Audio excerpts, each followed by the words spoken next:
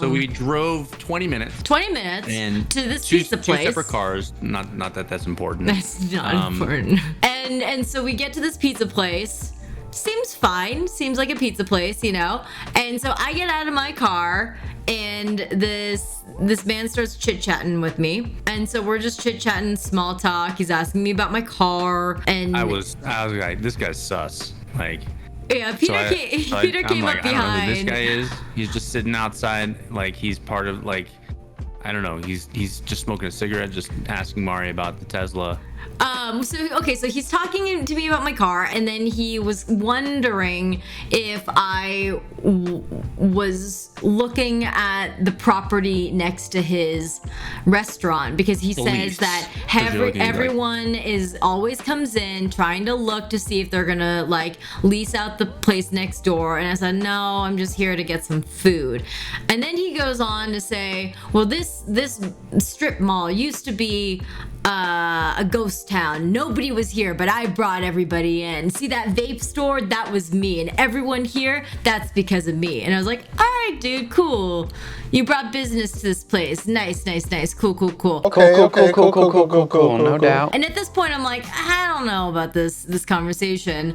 And so he's just outside smoking a cigarette. And I was like, okay, so do you own one of these businesses? What do you do here? And he's like, oh, I own the pizza place. I'm like, the owner of this fine establishment right here. Okay, so that's the pizza place we're going into. So then Pete and I are like, cool, we'll see you in there. So we walk in.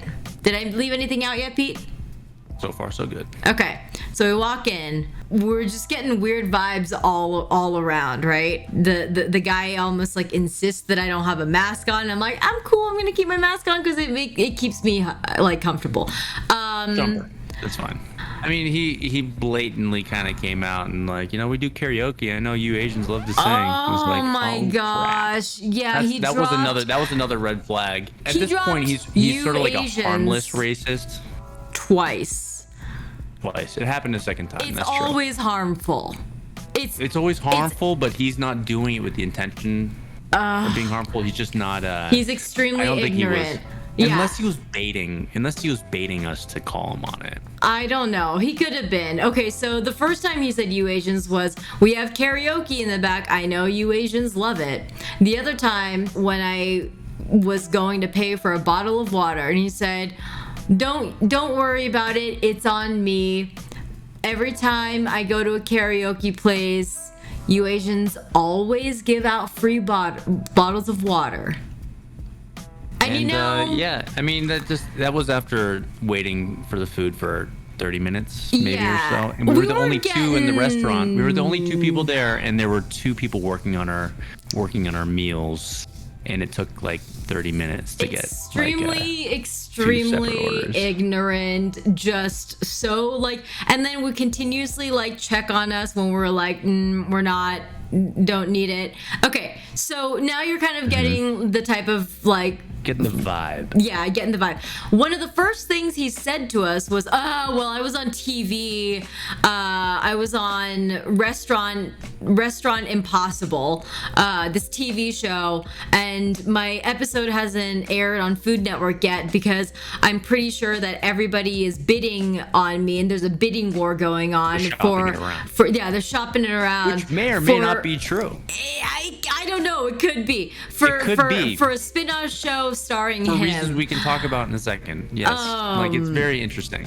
And so, but we just left it be because at this point, like getting any more into any conversations was just diving deeper into a conversation with a person we didn't want to really be having more of a conversation with. It was a good idea. Like we very easily could have called him out on some of the things he said, but it's not our place to be his teacher or his instructor. At least not if we're not willing to sort of like clean up the mess after you rip the Band-Aid off. I think I talked about that earlier. Like if we're gonna rip the Band-Aid off and go deep, we better be ready to sort of like pick up the pieces. And like, you know, and we didn't, I don't think either one of us wanted to invest more time and energy into something that was already kind of like a really bizarre, uncomfortable situation. Yeah, I was more uncomfortable than you, I think, for a lot of this. I'm very good at keeping it together. You were fine. You never felt threatened. No, I never obviously. felt threatened. Right. I was awfully like my triggers were pinging, but not to a point where I'm like, I care enough to have more of a conversation with this person to invest more of my time and energy. If anything, I'm just like, I just want to eat our very mediocre food and get out of here, which is why I'm like, I'm fine, Pete. Let's just eat our food and let's get out of here. Yeah. You're worried about a microphone being near us. I'm good with keeping it together. Anyway, so he talked about this TV show, right? The first thing we did when we got in our cars, we're like, okay, we're gonna watch the show, right? We're gonna watch the show. You also like, there are details that'll obviously give away like who this is or what restaurant it is. We're not gonna say the name of it. You guys want to do your own research and find it, you'll find it. But like, I remember as soon as we had ordered, I went off to go wash my hands, and I just so happened to overhear something along the lines of like, and that's why my children hate me.